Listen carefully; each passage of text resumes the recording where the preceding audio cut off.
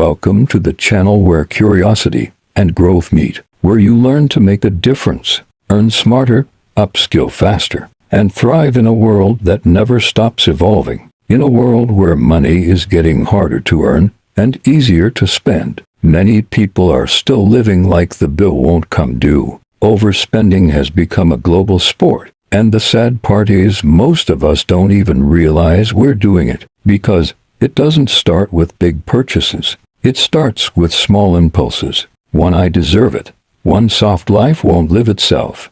Before you know it, your account balance is looking at you like, "I don't know who you bought those things for, but it wasn't me." Psychologists call this behavior reward seeking. Human beings are hardwired to chase pleasure, especially when life feels stressful. And right now life is very stressful. Studies from behavioral economists show that people spend more when they feel overwhelmed, because buying something gives the brain a quick hit of dopamine. In other words, your brain says, "I'm tired, let's shop." This is why impulse buying is rising globally. One-click checkout didn't help either. You don't even have time to think anymore. You blink, and you've already bought something. Ancient philosopher Epicurus once said, "We must not spoil what we have by desiring what we have not."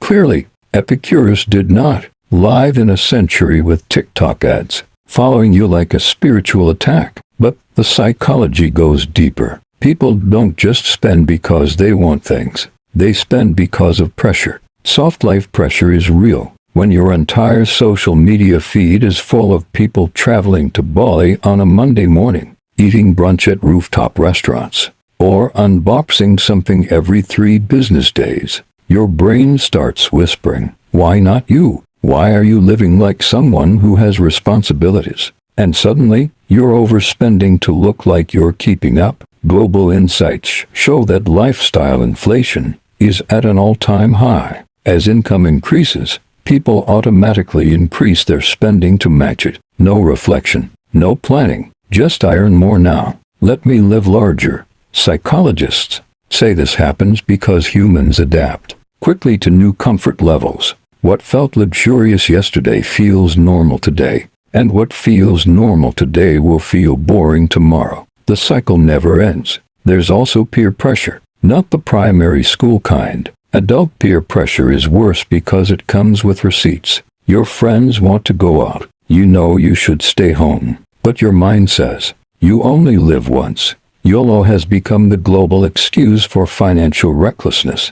This generation is the most financially stressed and yet the most determined to enjoy life. It's the paradox of modern living. We are chasing enjoyment as therapy, even when we can't afford it. Sociologists have pointed out that people are now overspending to escape reality. Life feels heavy, responsibilities are overwhelming, and happiness feels like an assignment. So people chase micro-pleasures, a small trip, a new shoe, a fancy restaurant, a designer item they can't pronounce properly, anything to feel something. The problem is that the feeling doesn't last, but the debt does. Even philosopher Seneca warned against this behavior centuries ago. He said, "It is not the man who has too little, but the man who craves more, that is poor." Yet here we are, craving the next big thing just to seem alive, even if our wallets are on life support. But here's the real reason overspending is getting worse. Social comparison. The world has never been more connected, and comparison has never been more intense. You are no longer comparing yourself to people in your neighborhood. You are comparing yourself to millions of strangers who only show you the best 5% of their lives.